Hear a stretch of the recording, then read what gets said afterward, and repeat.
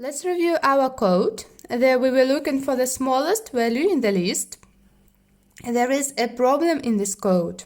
So I remind you how was the process there. First of all, we created a variable, we called it smallest, and then we sticked to this variable a really big number, and we are sure we sticked intentionally a really great number in order to this number is greater than any number in the list. And then we created a condition.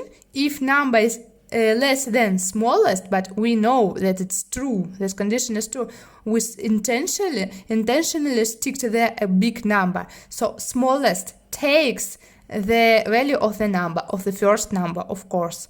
And then it starts to compare the first with the second, and etc. Compare these numbers in pairs and then finds the smallest value.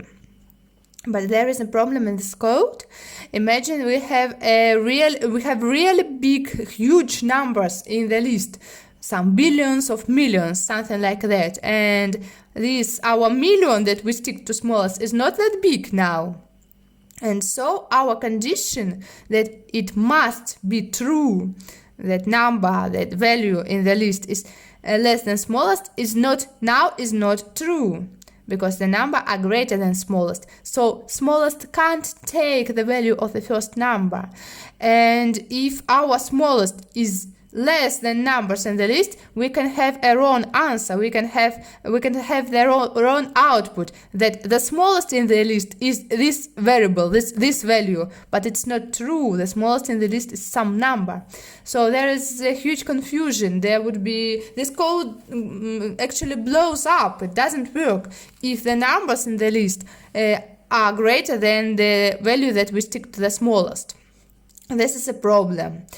And you can say, okay, we can stick here a big number, not 1 million, a million of billions, something like that.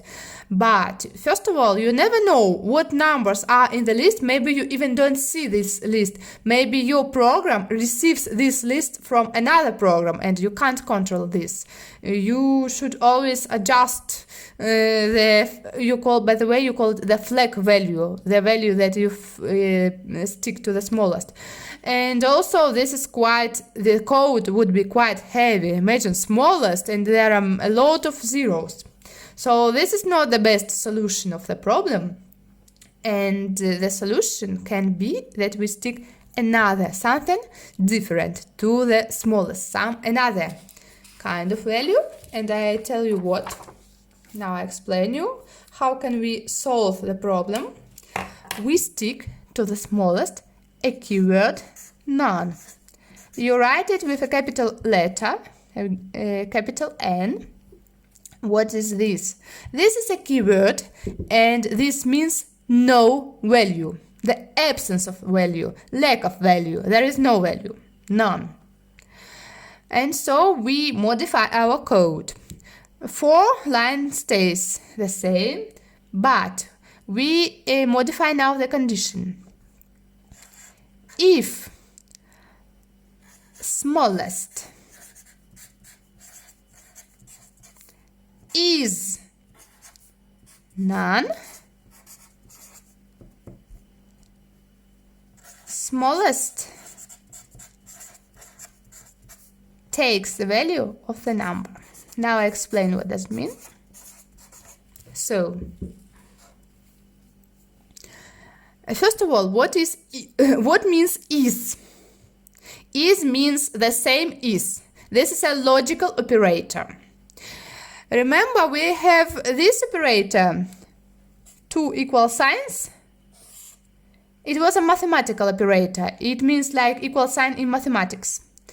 This is quite similar, this is operator is similar to this, but it's stronger than this double equal sign. It's stronger, so please don't overuse it. We use it usually with logical keywords like true, false, or none. So this is operator, and we write if smallest is none. We know the smallest is none. We sticked none to smallest. That's why we write this condition. As here we knew that numbers in the list are less than smallest. So, and then what does it mean here? Smallest takes the value of the first number. Here we are talking about the first number. So, before smallest was nothing. There wasn't any value. It was absence of value. And now smallest has the value of the first element of the list. It's 8. So we can see the process of, we start the process of comparison numbers inside the list. Remember, in order to find the smallest value, we should compare numbers in the list in pairs. So now our smallest took the value of the first number in the list. It's 8 now. Then now it's not, smallest is not none. Now it's 8. Let's write the second condition. And the second condition is about the second number in the list. Elif. Remember what means elif. Number is less than smallest.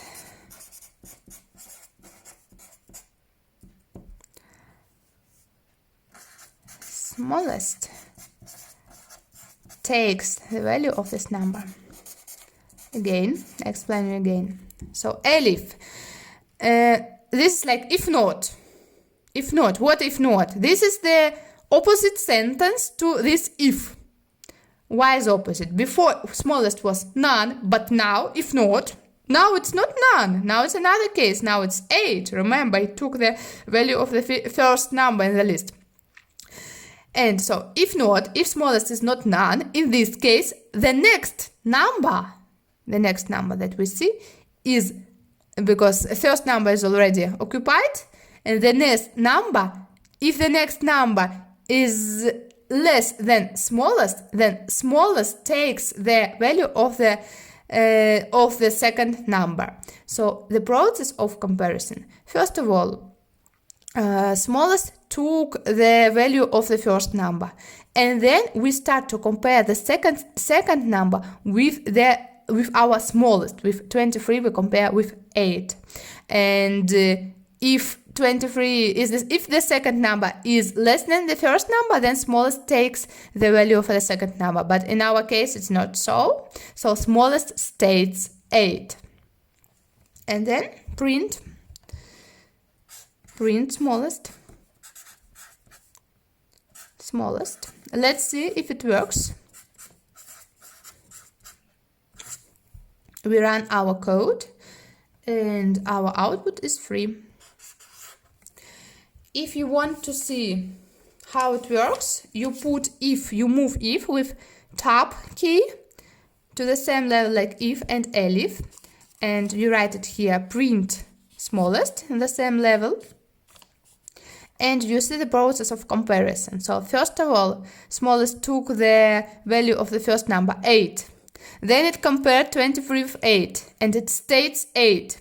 And as all the numbers here are greater than 8, so smallest stays 8, and then the last number is less than 8, 3 is less than 8, and it writes output 3.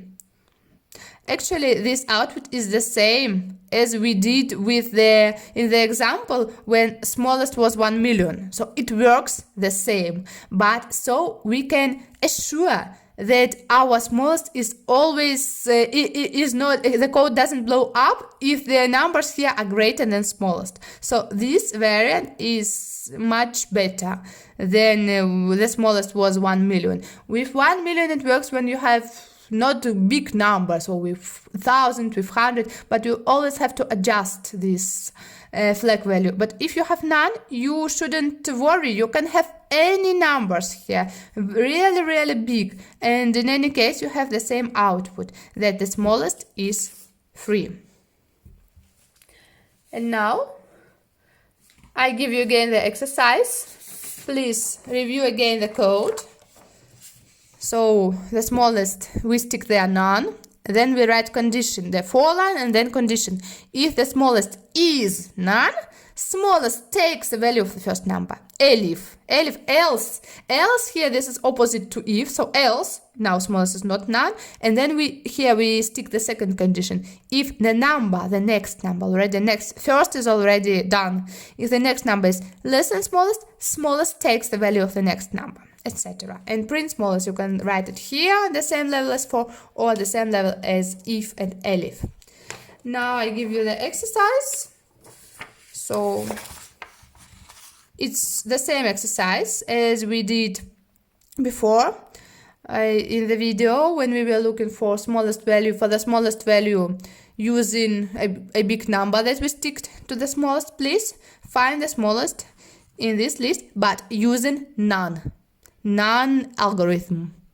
So please try to find the smallest, and also you can already think how to find the largest value using none.